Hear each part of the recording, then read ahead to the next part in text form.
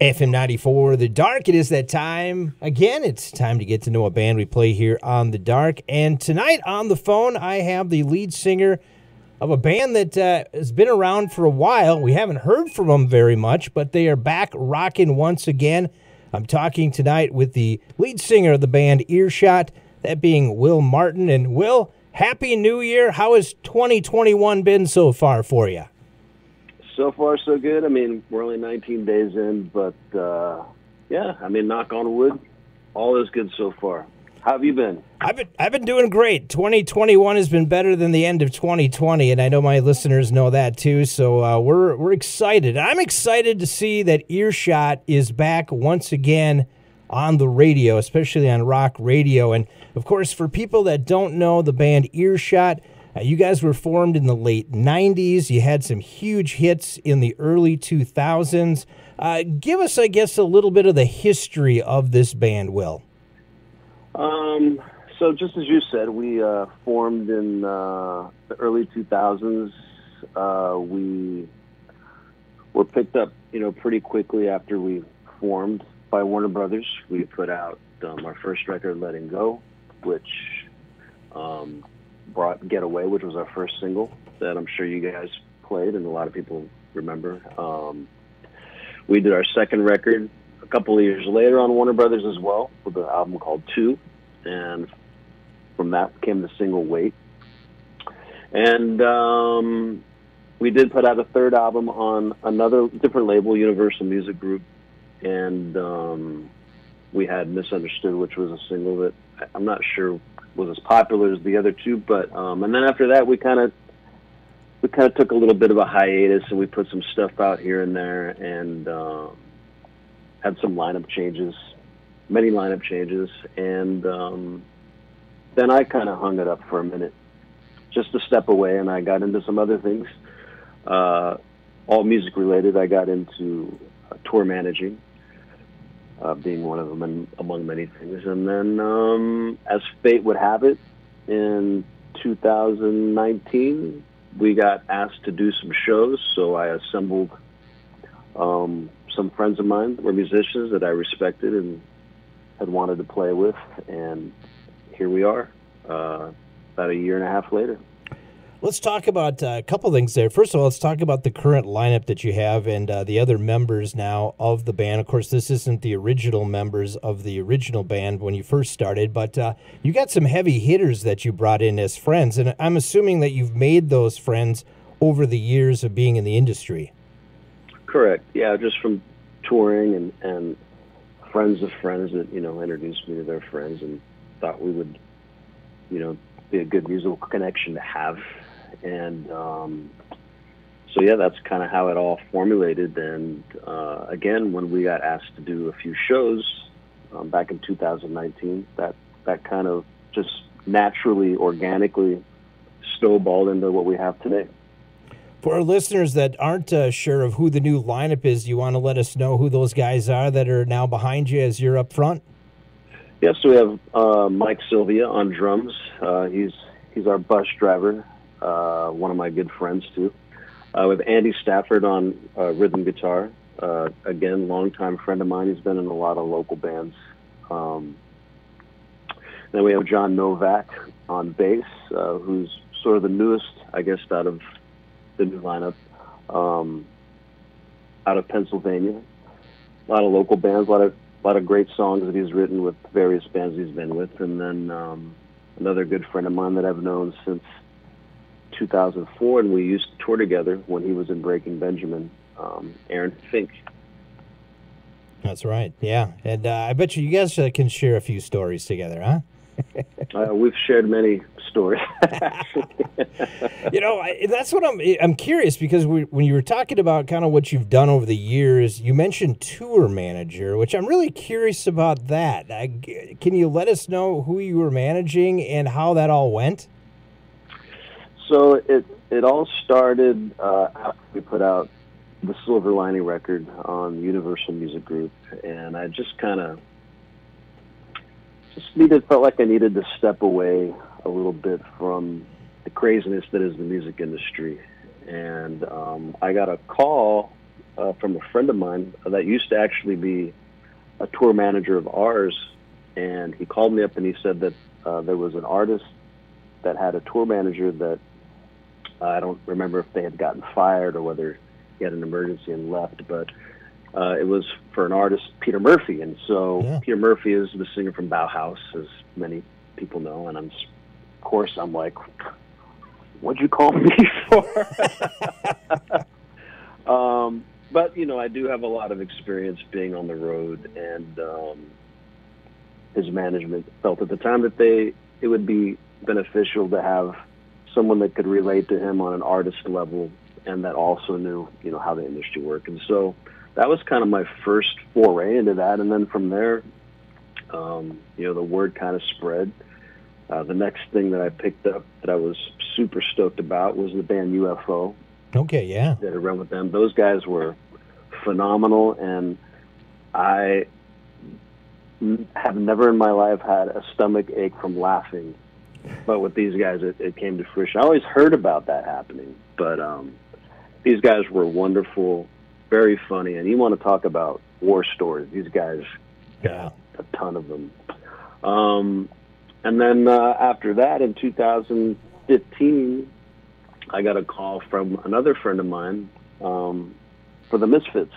Oh yeah, and that was a big treat too. You know, I wasn't as big of a Misfit fan then as I am now, but that was a lot of fun. That was a great experience. Great guys, and I still work with them from time to time. You know, they're doing reunion stuff, so they're not out, you know, touring hardcore, but you know, the reunion shows that they do here and there throughout the years, you know, I've been fortunate to still be a part of. I'm not a tour manager on that. I work primarily for Jerry Only, who was the bass player, but phenomenal group of guys, and it's really cool to be a part of that history too. But it's also taught me a lot about, you know, what it means to really keep your integrity as an artist. And, you know, not that I really needed any, you know, schooling in that department per se, but it was nice to see, you know, bands practice, you know, that, which, you know, I started to begin to believe that nobody else but me really had that. And so it was nice. It was refreshing to see that, you know, icons like that do have, you know, that kind of integrity. So that's kind of where I went with that for a few years. And I also might add too, it was each of those artists in particular that I worked with that really pushed me to come back to doing this again with Earshot. They listened to material, and they often would ask me, what are you doing out here? You should be out doing this. You're great at this. Like, just go do that. And so I always kind of felt like they were trying to nudge me out of the nest a little bit. And I guess they've now succeeded in that. So let me ask you, and I got to believe a lot of people that know the band Earshot are probably wondering kind of what happened. I mean, you guys really started out of the gate as, like you mentioned, your first single, it went, I think, all the way like into the top 5 of active rock. Came out with a second album, which had some good songs on there too. And then after that, you started to kind of slowly fade away. Is it just normal for the industry, or did something happen along the way that just didn't steer you in the right direction at that time? I mean, it all started with, you know, it's, you know, the usual record label politics is really, you know, what starts things off, and then it kind of declines from there. And then, you know, personally, you know, because we all worked really hard, but, you know, I especially took it upon myself, and still do, to work really hard and, you know, get into the game. You know, I've never been one of those sideline, you know, player guys. I like getting in the game and getting dirty and taking the hits, you know, as much or more so than anybody else. So I took it to heart and pretty personal when things started to go sideways. And to be quite frank with you, I just got into a pretty deep rut, mentally, emotionally, and even spiritually. I just had a really bitter taste in my mouth and just didn't feel like doing anything.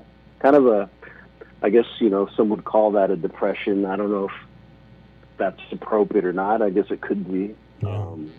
it was a pretty dark place for a little bit that I went to. So it was good in a way to get out of that and be of service to other people that were doing stuff that, to get inspired again.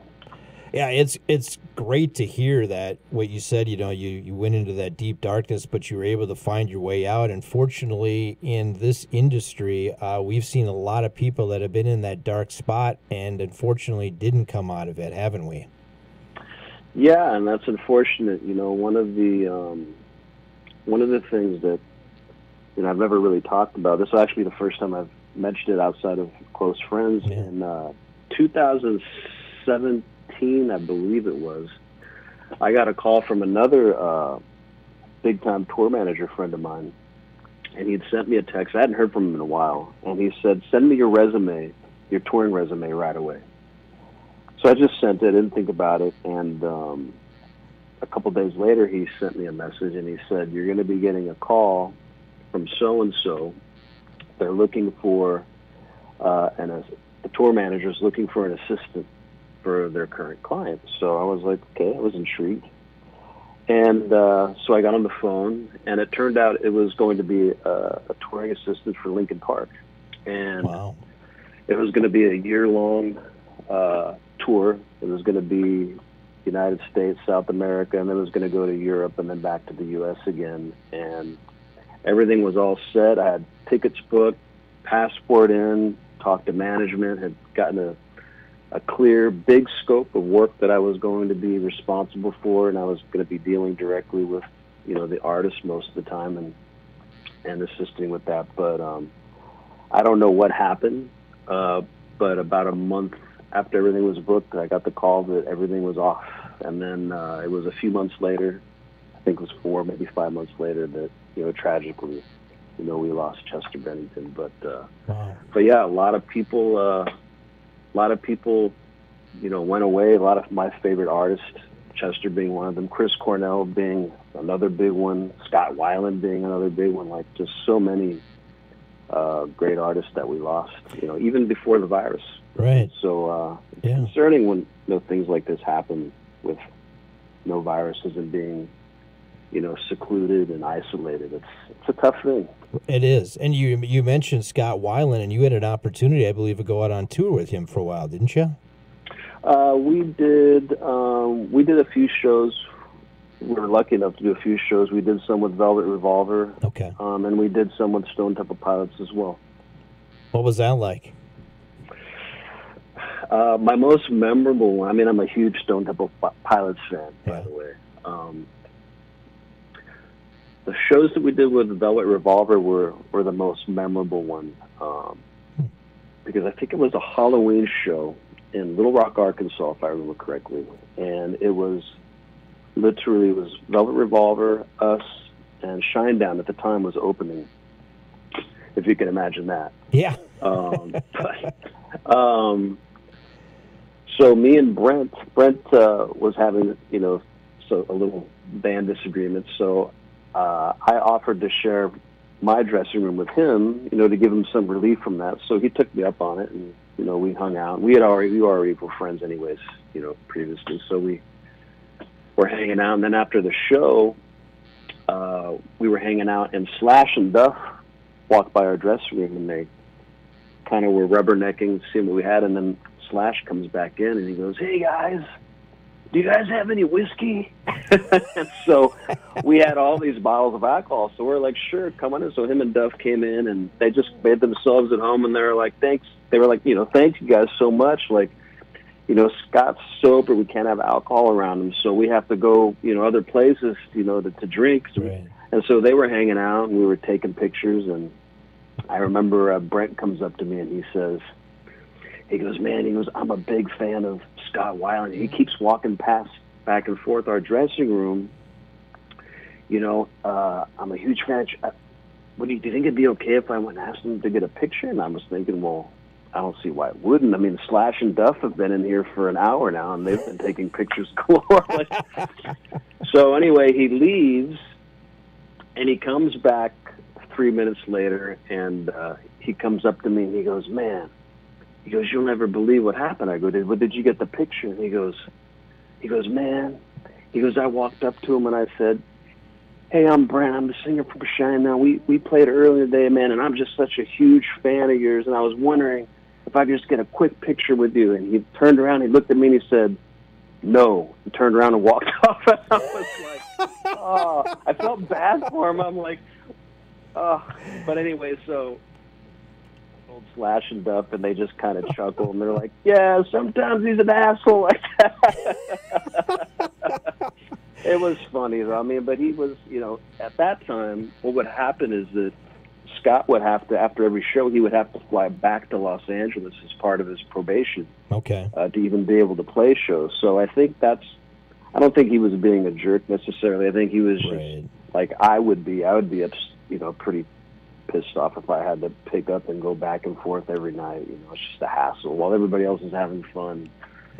You got to deal with that. But so that was my most memorable story. Funny, because not only did that happen, but how often do you get to sit in a room and share your booze with Slash and Duff and absolutely just sit and chill. Regular.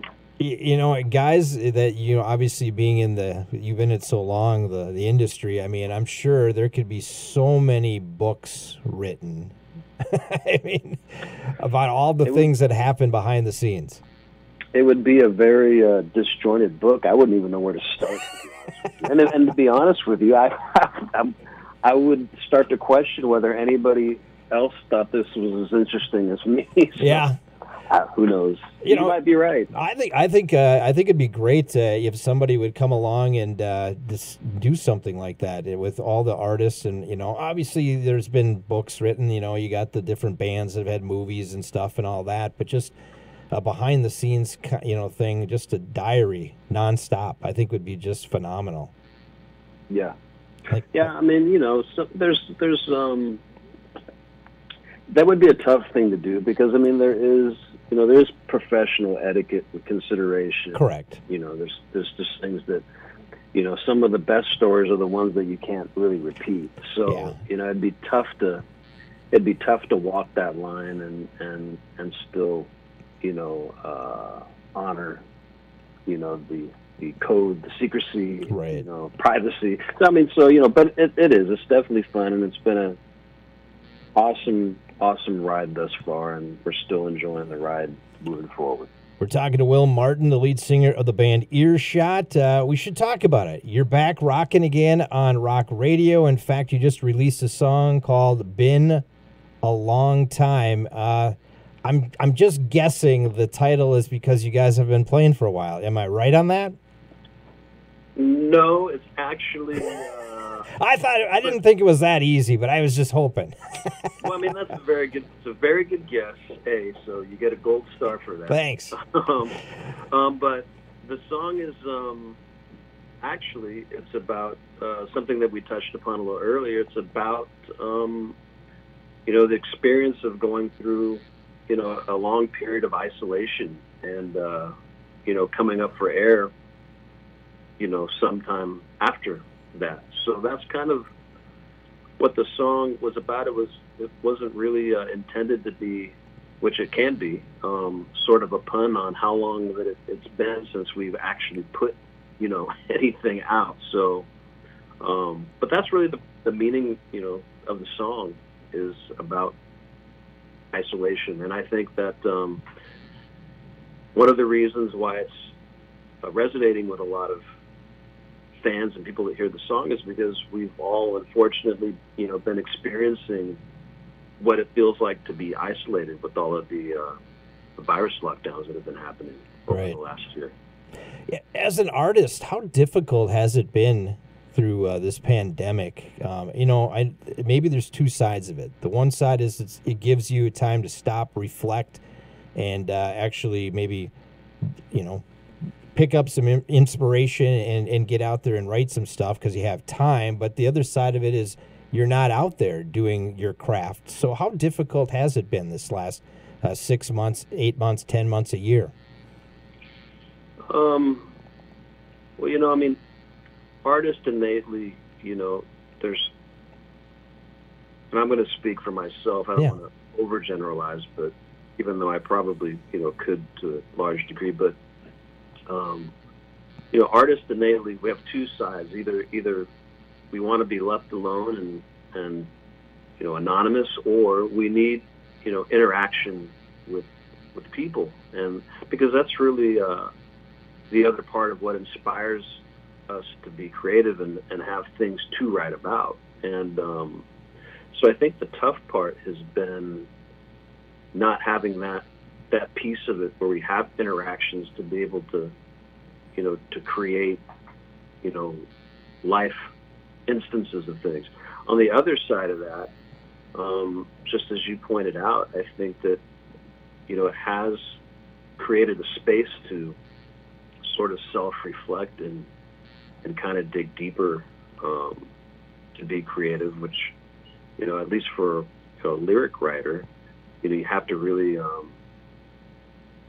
it takes a lot of guts and courage to kind of, look inward and dig and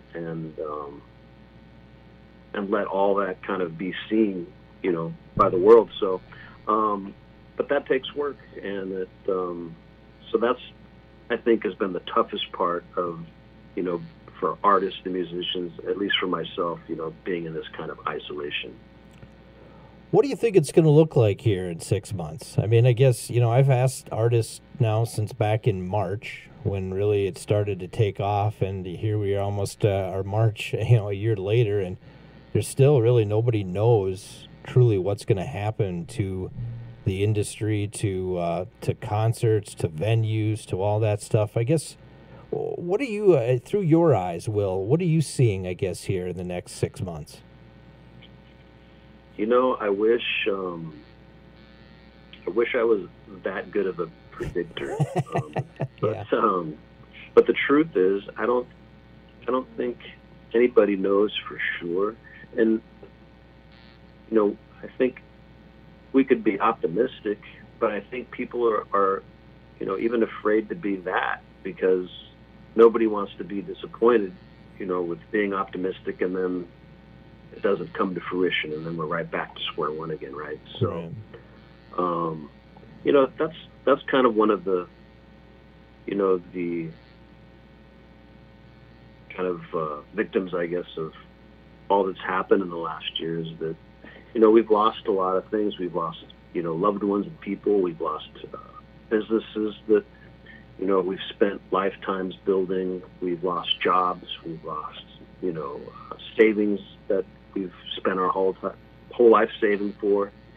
But we've, above all that, I think what's tragic is that we've lost any appetite to be, cautiously optimistic, even, just because we've been slapped around so much, the last 10, 11 months. I think it's rightfully so. I think people are extremely cautious. But I guess where I think we should start is just, becoming more optimistic as, as a community. There's been a lot of negativity, not just the last year, but, for a bunch of years now. And I think that it's the responsibility of all of us to kind of turn that around and not rely on external, things, to do it for us. I think that's where we need to start to begin to turn things around, including when we're going to all be able to get out and,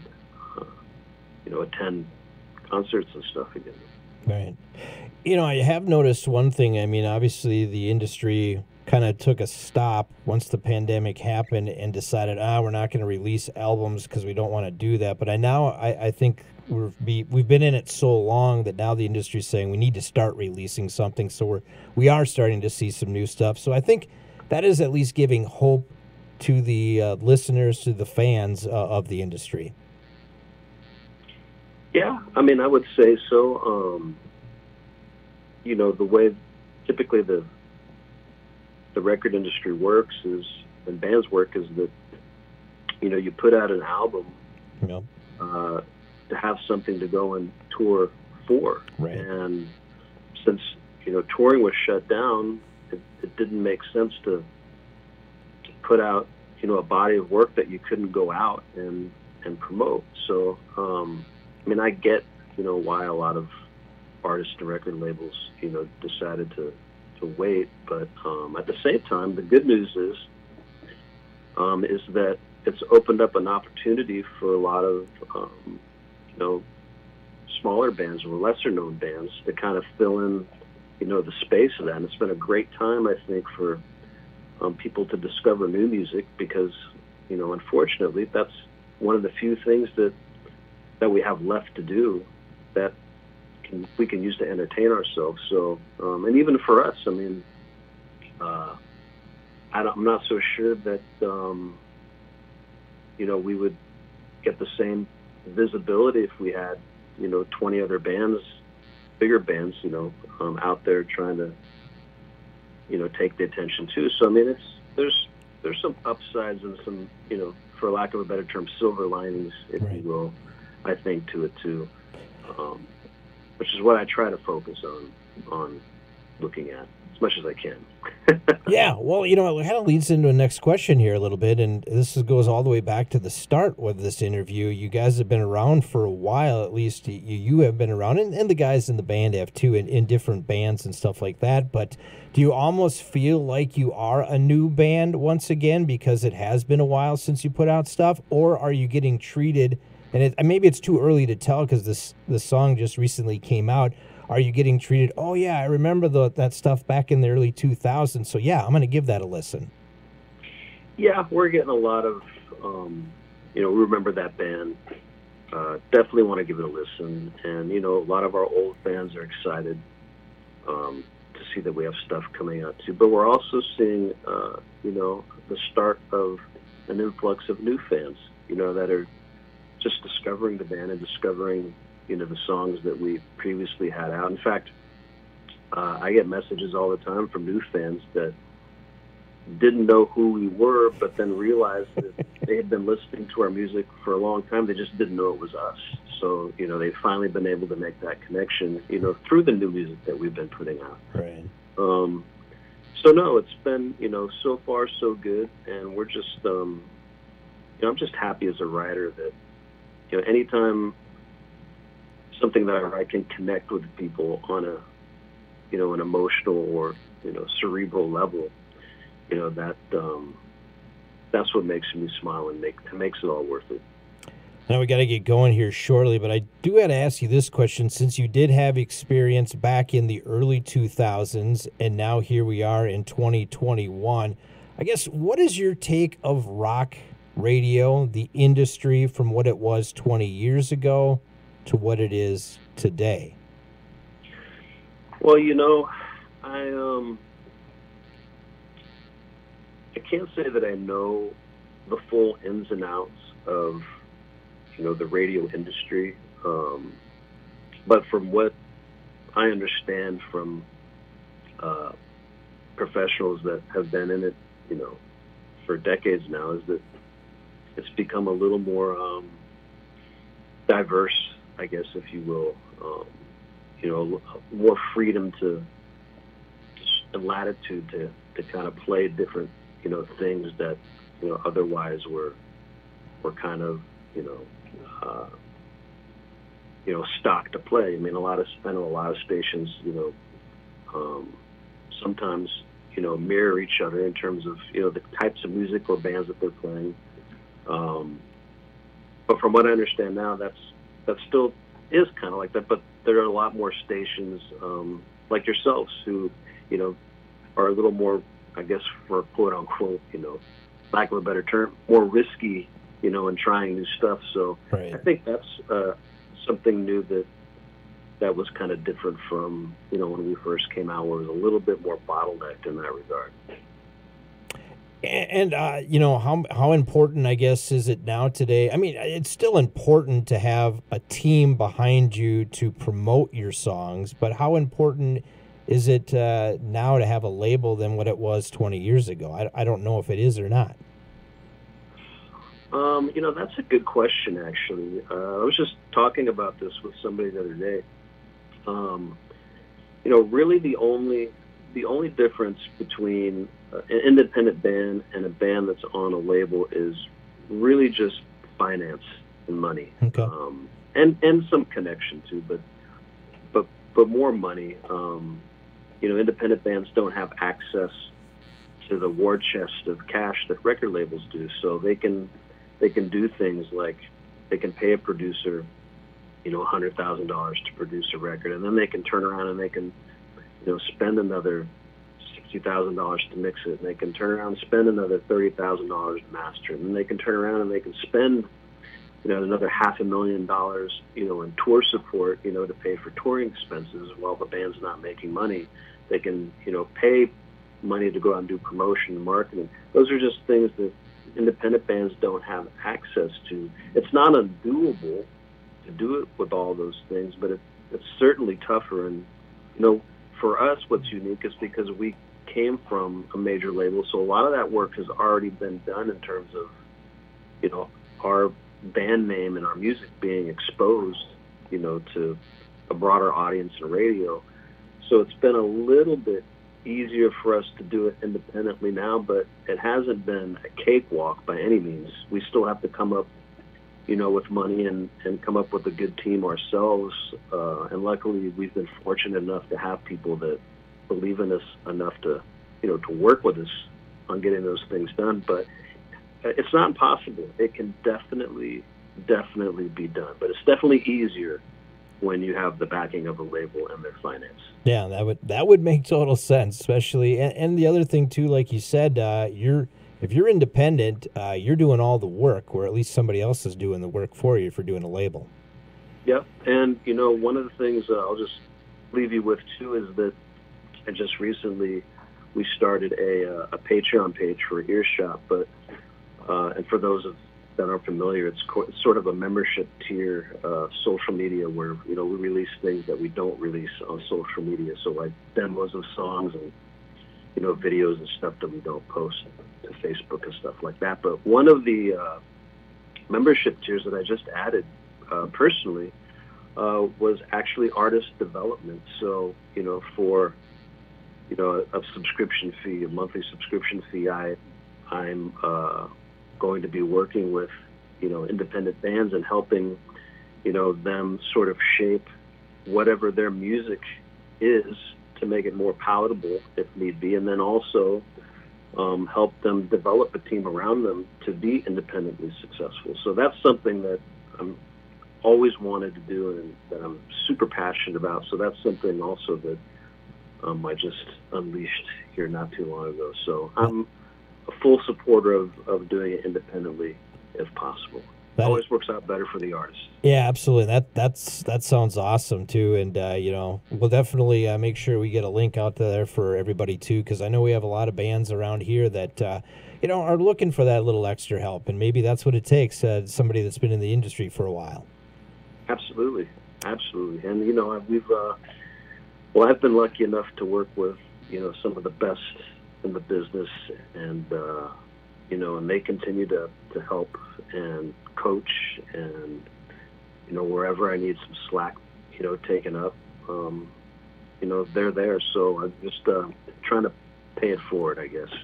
Well, I tell you what, Wil, it's been a lot of fun talking to you, and what's even more great is to hear your voice, which I think your voice has one of the voices you can recognize on the radio and go right away, oh yeah, that is the singer from Earshot. Might take them a second or two to remember those songs, but once they hear it, they'll go, yeah, that is it. And you have a great voice, and it's a gift you got from God, which is awesome.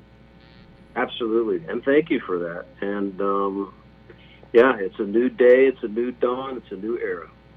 Looking forward to some new stuff, and I guess for our fans and that future new stuff, is there plans for an LP album? What are we looking at here, I guess? So right now, because of virus restrictions still happening, it's pretty impossible for us to all get together and spend a bunch of time in a room the way that we'd like to.